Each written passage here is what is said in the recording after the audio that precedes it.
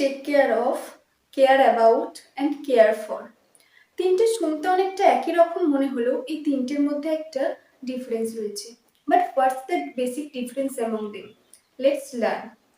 Take care of মানে হচ্ছে look after, অর্থাৎ দেখাশোনা করা।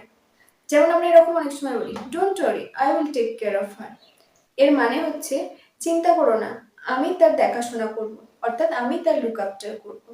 Next, care about is use to say when something is very important to you.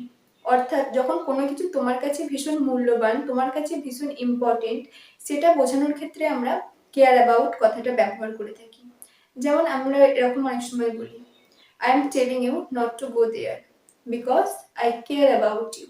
আমি তোমাকে সেখানে যেতে বারণ করছি কারণ আমি তোমার জন্য চিন্তা করি, আমি তোমার জন্য কেয়ার করি। এই ক্ষেত্রে আমরা কেয়ার অ্যাবাউট ইউজ করব। Next is care for. Care for means be fond of something, অর্থাৎ কোনো কিছুর প্রতি যত্নশীল হওয়া বা কোনো কিছুর যত্ন নেওয়ার ক্ষেত্রে আমরা কেয়ার ফর কথাটা ব্যবহার করে থাকি।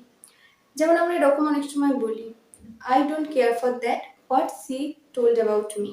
সে আমার সম্পর্কে কি বলেছিল সেটার জন্য আমি কেয়ার করি না, সেটার জন্য আমি ওয়াকিবহাল নয়, এটাই আমরা বলতে চেয়েছি। Hope I am clear. So if you like this video, then smash the like button, and to get more videos and to learn more you have to do subscribe my channel.